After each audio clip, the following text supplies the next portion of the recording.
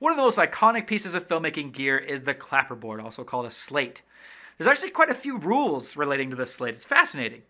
Now, in the old days of film, cameras couldn't record audio.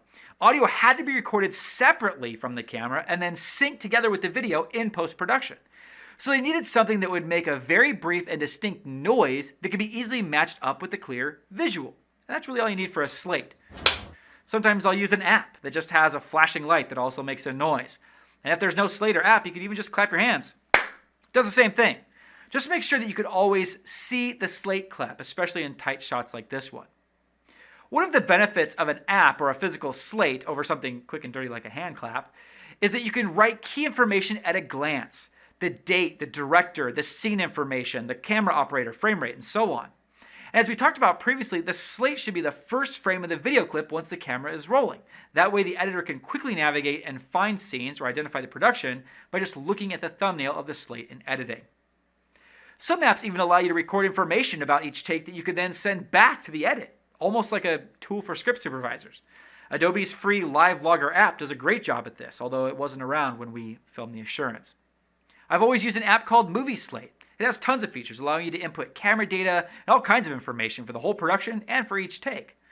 Unfortunately, it's not super stable on my iPad, so I would definitely test any Slate apps thoroughly before using them in production, and then turn off automatic updates once you've found a version that works. Once the slate is in position, and the camera and sound are recording, the person slating, which is usually the second AC, but it was the first AC in our case, the person slating will call out the scene and shot number as well as the take. And instead of saying the letters to denote the shot number, it's common practice to use the phonetic alphabet. So let's say that we were shooting the second shot in scene 8, and we had done 3 takes already. The next shot would be scene 8B, because it's the second shot in the scene, take 4, because we'd already done 3 takes. In this case, the person slating would say scene 8 Bravo, take 4. If you have multiple cameras shooting at the same time, they each get their own slate. The person slating calls out the scene, shot, and take info, and then they say the name of the camera being slated for. In our current example, that would be scene 8 Bravo, take 4, camera A, and then they would clap the slate.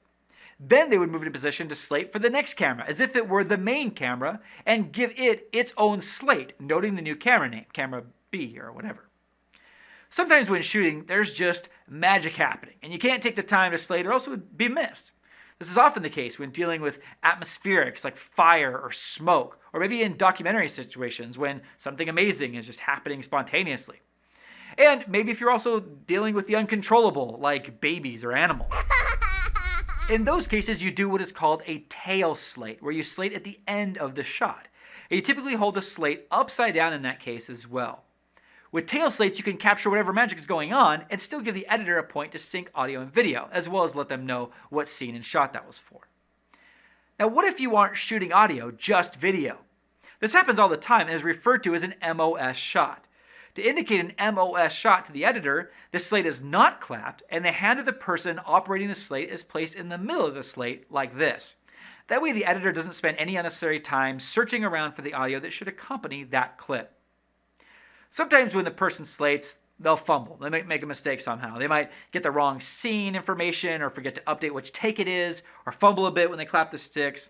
In that case, they'll just do the entire slate process again with camera and audio still rolling, but they will also say second sticks. That way the editor knows which slate to use. Are you gonna reslate?